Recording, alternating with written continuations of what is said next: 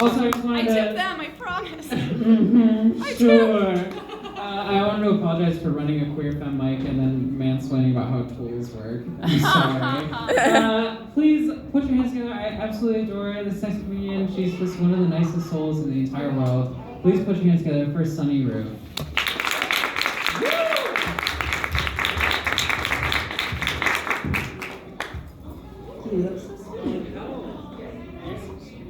Stop it, you. All right, hey guys, how's it going? Woo! Yeah.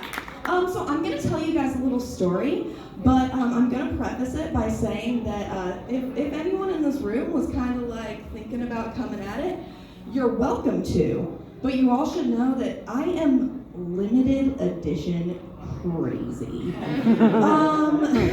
But you know, who hasn't done something, you know, incredibly expensive and creepy for love? So my story takes place in 2015, back before air travel was a plague-spreading nightmare, and I was doing a study abroad semester in Rome. And, you know, like all privileged white women, I do bring that up in every conversation. So I take a solo weekend trip to London. And I'm walking by the London Eye, you know, their big Ferris wheel that they have there. And I see Ross, the street magician. And he looked like a cross between like Eddie Redmayne, a young Paul McCartney, and he talked like Harry Styles. So he was just the total British package. And so I asked him for a drink, and he said yes, and we talked about emo music and art. And then, you know, when I was giving him a little, you know, when we were saying our goodbyes, I gave him a little kiss on the cheek, but I missed, and I accidentally hit his ear, and it was so embarrassing. But he invited me to come back to London to stay with him once his ex had finally moved out.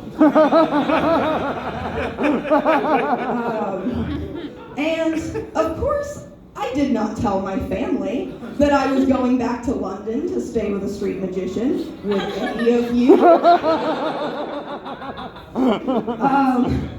So I go back and I stay with him, and oh, not to be too on the nose, but we just had the most magical time.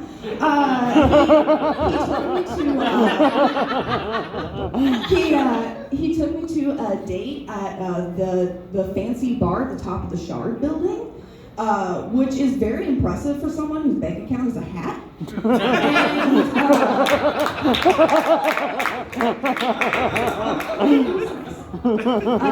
And then, oh my God, and then as we were walking around London, everywhere we went, all the buskers were like, oh, hey, Ross, how's it going, Ross? And I felt like I was on the arm of a London celebrity. Like, it was fantastic.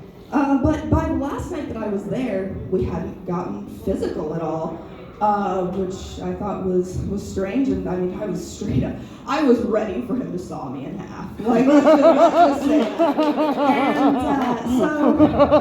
And I you know, start trying, and he's like, look, you're really nice and I want to do this, but it just feels weird to have sex in the same bed that my ex and I shared for years. And I just go, hey, dude, why the fuck am I in London then? So anyway, I leave and I go back to Rome. He does that thing where you don't fully ghost someone, but you know, you just kind of respond after a few days at a time because you're busy. And then one day, his WhatsApp picture disappeared, which means he blocked me. Then he blocked me on Facebook and Instagram and freaking Spotify.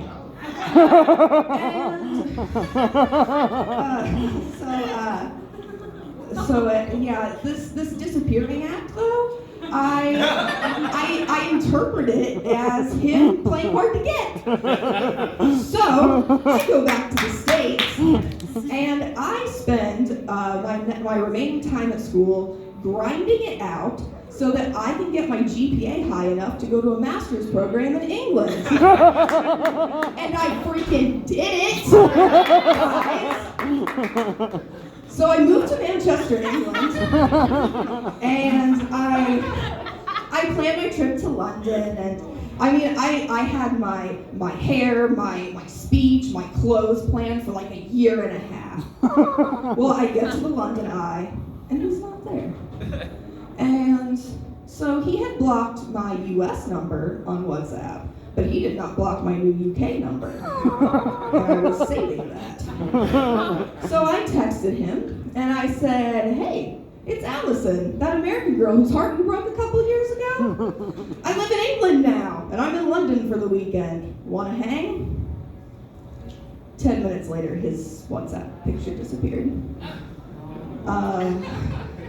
But I think that there's something to be said about the fact that, you know, my obsession with this guy led to me getting a master's degree, because girls do a lot stupider things for guys. I mean, you know, like uncomfortable sexual favors, or almost joining the Air Force, or taking comedy classes, like just really random examples.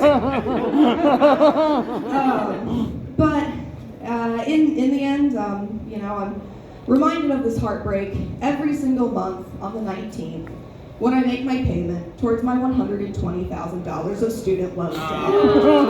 Thank you. Sunny, that's something there. Thank you for that beautiful episode of This American Life. Good Lord, I love that. You're psychotic. I'm obsessed. Cool. Moving right along. Please welcome this returning champion. That's what they say at Pressure when they don't know what to say.